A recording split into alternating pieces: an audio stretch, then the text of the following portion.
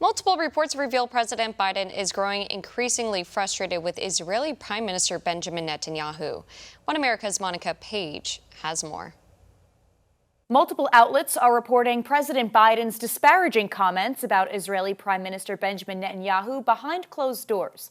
NBC has reported that Biden calls the prime minister a pain and has previously called him, quote, a bad effing guy privately.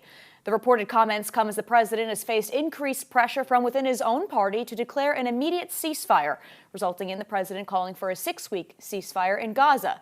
For more on these comments, I want to bring in spokesperson for Prime Minister Benjamin Netanyahu's office, Tal Heinrich. Tal, thank you so much for joining us. How is the prime minister reacting to these reports of Biden's private comments?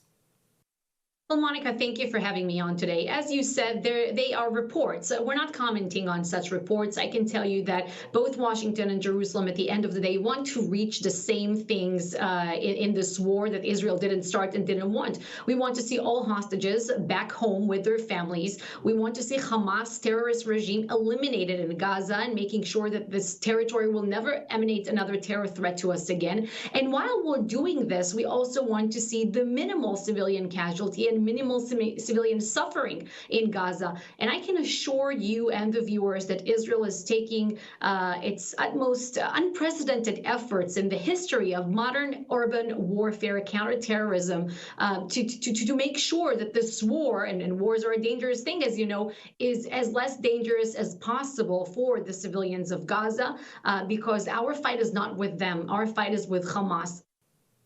And Tal, out of curiosity, does the prime minister have any sort of reservations about working with Biden, given his approach to the war and Biden's private comments? Well, we appreciate the support that we've had from the White House so far since the beginning of this war. If it's material support, if it's moral support, if it's support coming from the U.S. Congress or the American people, of course. The United States is our best friends. You are the best allies. We take advice from allies. We consult with allies. We share our concerns with allies. And more so when our allies, in certain instances, have set the benchmark for urban warfare.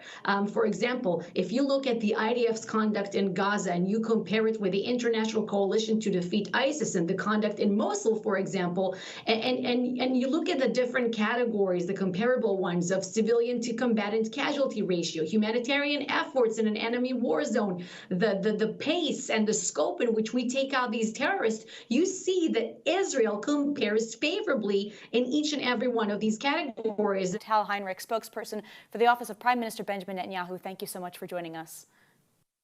Thank you, Monica. For all our viewers asking where One America News is heading in the future, we would like to introduce you to OANN Live. OANN Live is the best way to stay up to date on all of the hard-hitting, straight-shooting, national and international headlines. And the best part is, OANN Live is only $4.99 per month. All the credible, honest, unbiased reporting One America News offers at a fraction of the cost of cable. Just go to OANN.com to easily sign up for OANN Live and stay informed.